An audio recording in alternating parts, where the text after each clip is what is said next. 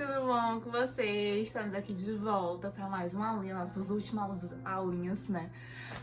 Hoje a gente vai finalizar, certo? Aí o capítulo 6. Depois a gente vai entrar no pouquinho do 7 pra gente continuar e agilizar o conteúdo de vocês, até porque na outra semana, né, na próxima semana a gente vai ter provinha e sim, provinha, né? Então a gente vai finalizando aí o capítulo, começando o próximo pra deixar tudo ok, o livro de vocês todo dado da melhor forma. Então, pessoal, a gente já falou aí um pouquinho sobre a agricultura, sobre a pecuária, né? Os tipos de agricultura, os tipos de pecuária. Nós falamos sobre o tamanho de propriedades, o que são as terras improdutivas e como a nossa agricultura e a nossa pecuária ela é muito importante para a nossa economia, principalmente aqui no Brasil. Lembrando que nós somos um dos grandes produtores agropecuários do mundo. Nós somos um dos maiores produtores de soja, de carne, né, de milho, de trigo, e nós exportamos todos esses materiais para outros países. Então, muitos países dependem, né? Sim, não é só pouco não, dependem e muito do nosso conteúdo, né, da nossa matéria-prima.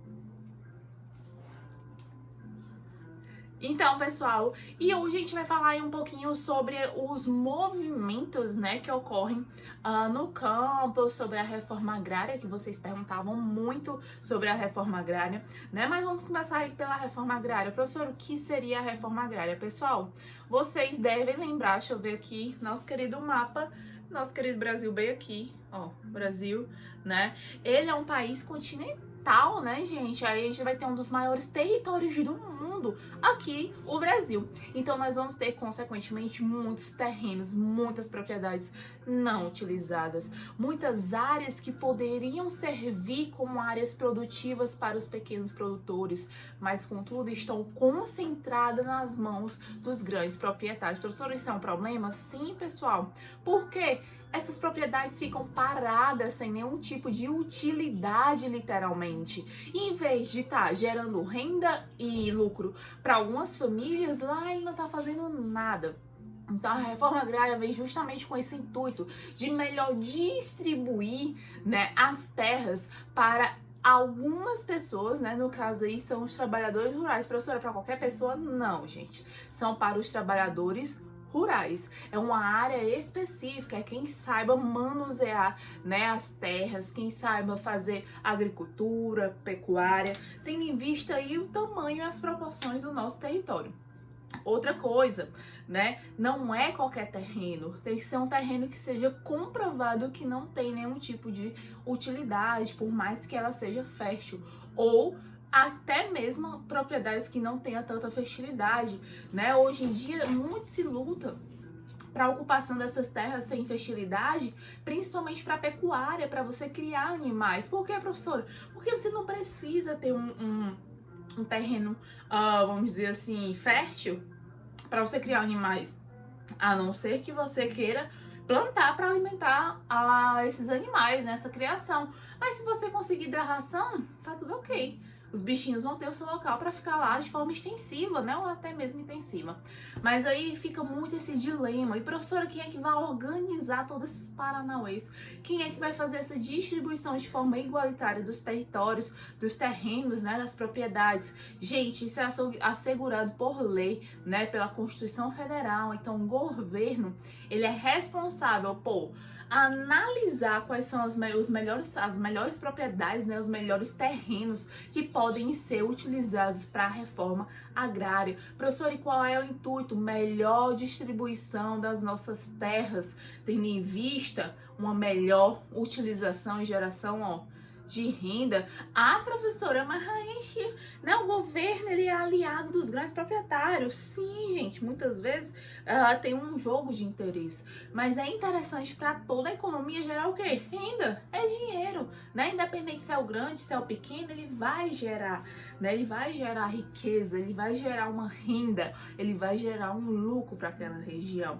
Então é interessante, independente se vai para um pequeno proprietário ou um grande, mas de preferência referência na lei, né, da reforma agrária é direcionado para os pequenos produtores, para né, aquelas pessoas que não têm ainda um terreno, uma terra para produzir, né, para colher, para criar seus animais. Então, é isso, né, a reforma agrária. E quando você realiza a reforma agrária, né, quando a gente vai ter a efetivação mesmo, o governo ele vai assegurar que o dono daquela propriedade ele vai receber uma indenização. Professor, na propriedade tem uma casa, né, velha abandonada. Mesmo assim, o governo ele vai restituir, né, o dono da propriedade, porque é como se o governo estivesse pegando aquele terreno, comprando, vamos dizer assim, e distribuindo para outros trabalhadores rurais. Então é interessante vocês lembrarem desse detalhezinho também.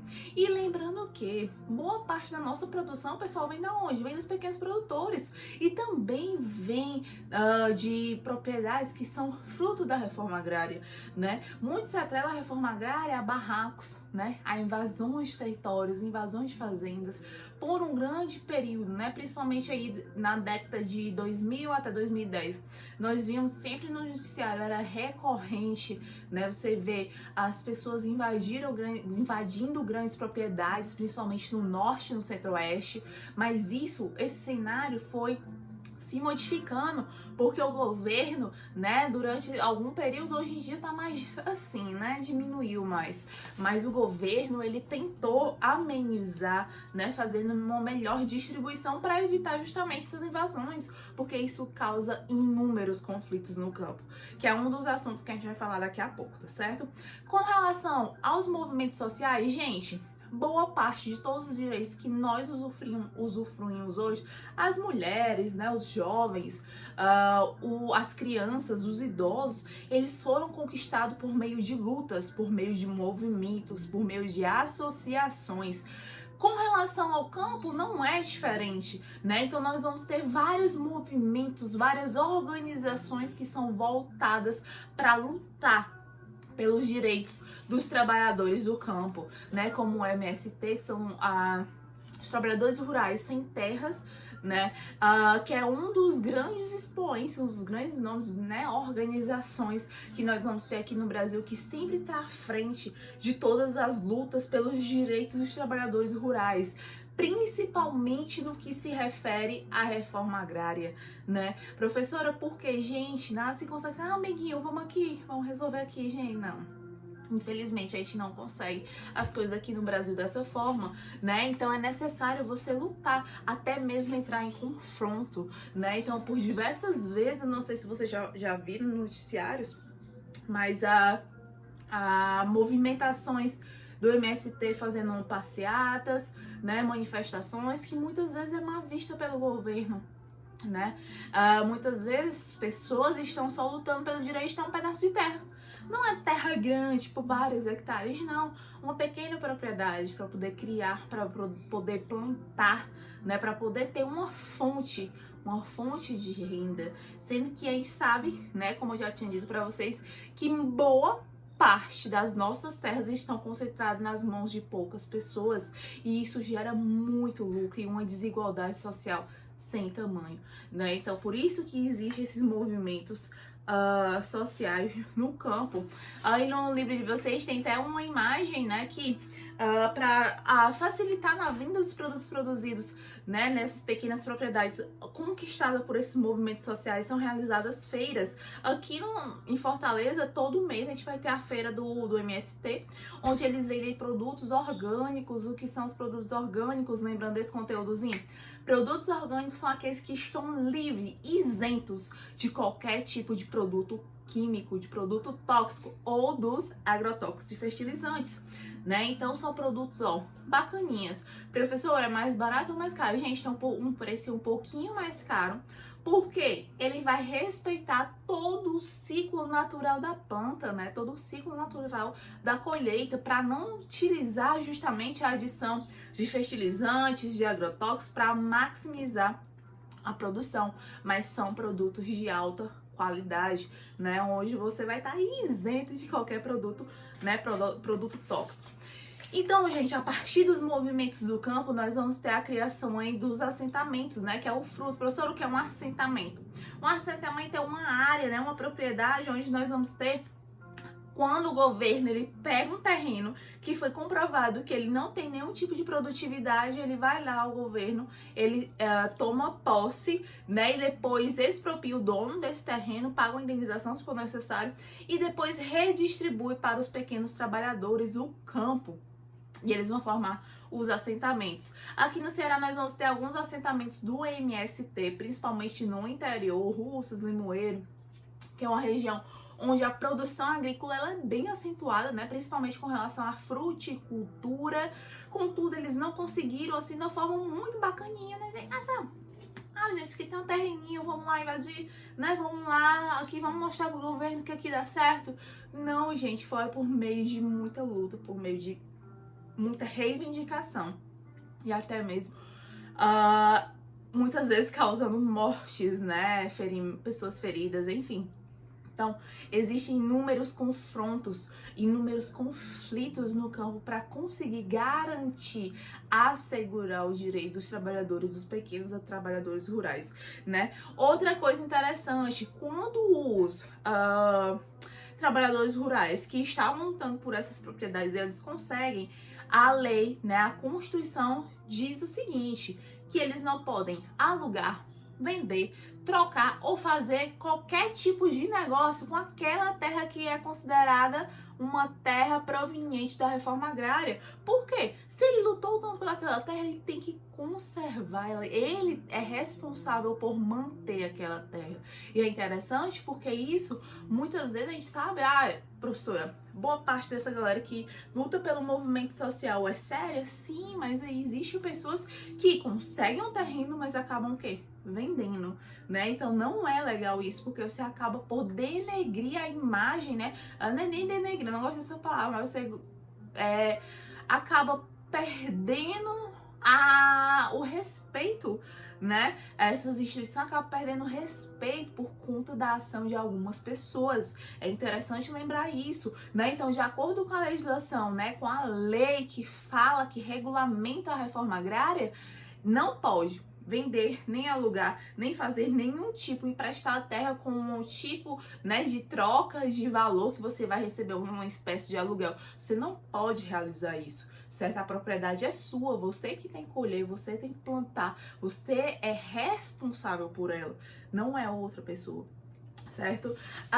E com relação aos conflitos, pessoal, a gente vai ter principalmente com relação aos poceiros e os grileiros. Lembrando que a gente vai ter uma diferençazinha aí, né? Poceiros e grileiros.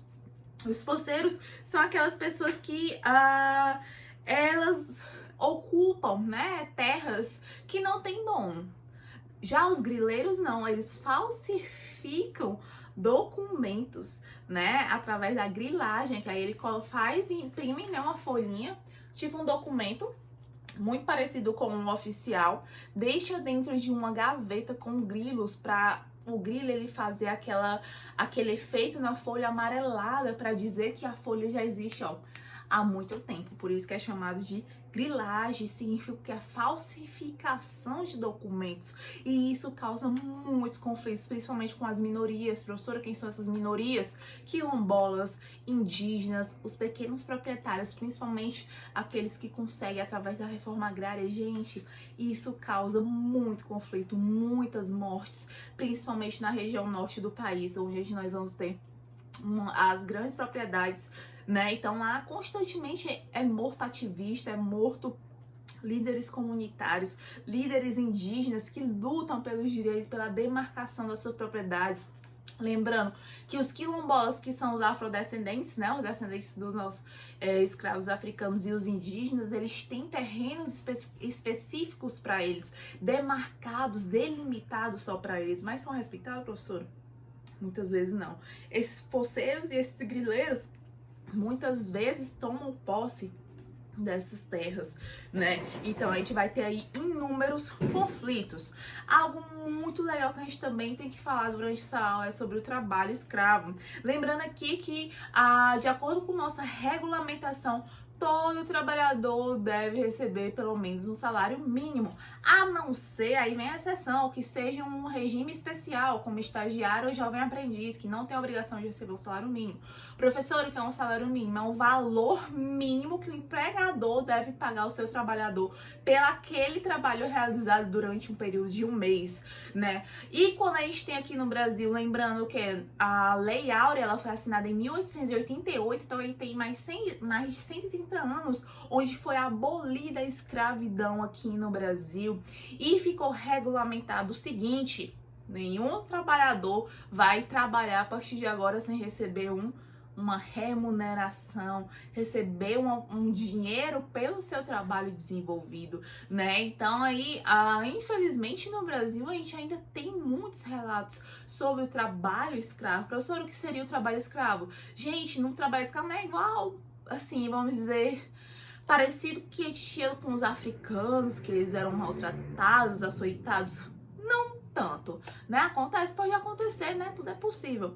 Mas a gente fala um trabalho escravo, é um trabalho no qual você não vai receber remuneração, né? Você vai estar em situações precárias e condições precárias de trabalho, não vai ter um alojamento adequado, e isso vai acontecer principalmente com trabalhadores rurais no interior dos estados, do Maranhão, do Piauí, por exemplo, são os estados que mais libertam, né, trabalhadores rurais em um sistema análogo à escravidão. Professor, que é análogo, é parecido com a escravidão. São pessoas, gente, que são iludidas por a gente vai falar, atravessadores, né, que prometem, não, vamos lá, cara, vamos trabalhar, vamos ganhar o dinheiro, vai pagar bem, né? Você vai ter alojamento, você vai ter comida, você vai receber um bom dinheiro, mas quando ele, ao chegar, né, naquela região, ao chegar na área de trabalho, eles acabam percebendo que não é isso.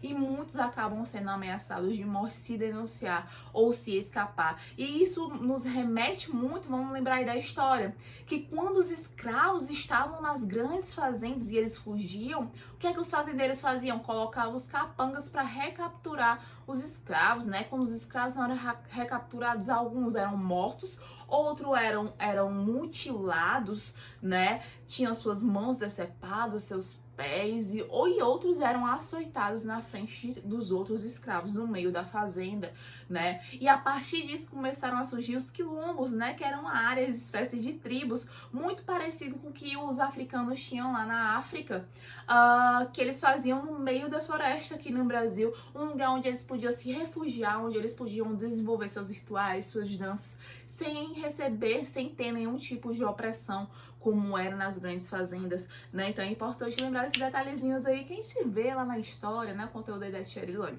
Então, voltando aqui, né? O sistema de trabalho escravo aqui no Brasil, ele é abolido, gente. Se a pessoa que for responsável por esses trabalhadores for pegue no local, ele é presa sem poder pagar fiança, né? Então a gente vai ter aí esse pequeno probleminha que, né, acontece. Professor, acontece.